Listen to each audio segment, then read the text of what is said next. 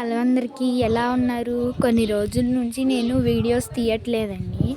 Videos తీయనిది ఎందుకంటే videos కూడా చాలా పెట్టాను కదా, ఇంకెందుకులే తీయడం అని కొంచెం సేపు కొన్ని రోజులు ఆగి తీద్దాం అనుకున్నాను. కొన్ని రోజుల్లో నేను పోయిన ఇయర్ పెట్టాము కదా గార్డెన్, ఆ గార్డెన్ ఇప్పుడు లేదు. ఎందుకంటే ఆ గార్డెన్ మొత్తం ఎండకి సమ్మర్ సీజన్లో మొత్తం ఎండిపోయి పాడైపోయాయి. ఇంకా చేసేదేం లేక ఇంటిపై ఇక్కడే మట్టి కలిపాము. మట్టి కలిపి మళ్ళీ కొత్త గార్డెన్ని నిర్మించేదాకా అసలు ఆత్రమే ఆగలేదు నాకు. చూడండి, కొత్త గార్డెన్లో ఎంత చక్కనైన చెట్లు పెట్టాను. బీర చెట్లు, తోటకూర, ఆకు చెట్లు మరియు డెకరేషన్ ట్రీస్ అండ్ దొండకాయ, బీరకాయ చెట్లు, ఈ సొరకాయ, అల్లం మరియు ఇలాంటి ఎన్నెన్నో చెట్లు పెట్టాను. అక్కడ పసుపు ఉంది. మీకు తెలుసు కదండి, మాది కొంచెం చిన్న గార్డెనే, అయినా పర్వాలేదు, మాకు కాసే కాయలకి కడుపు నిండిపోతుంది అన్నమాట. డ్రాగన్ ఫ్రూట్స్ మొన్నే కదండి కోసాము. కోసిన వీడియో చూడండి ఎంత బాగుందో. అప్పుడు అసలు ఫస్ట్ కాయలని పువ్వులు చూడండి ఎంత పెద్దగా వచ్చాయో. ఒకటి పండిన కాయ ఇదిగోండి.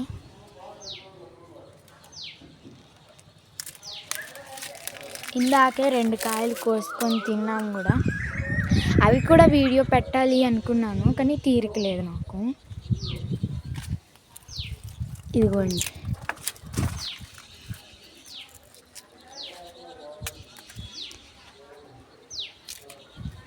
Dragon fruit.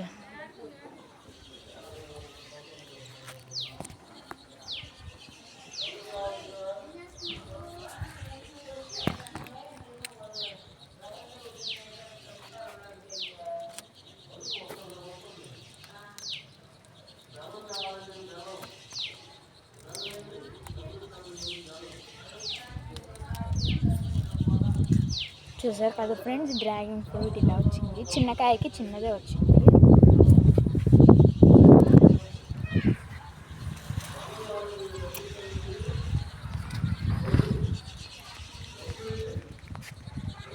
చూసారు కదండి ఎంత బాగుందో.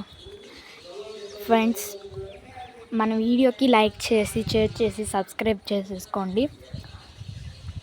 నేను రైతు నేస్తముల కోసం సేంద్రియ వ్యవసాయం అనే పద్ధతిని నేను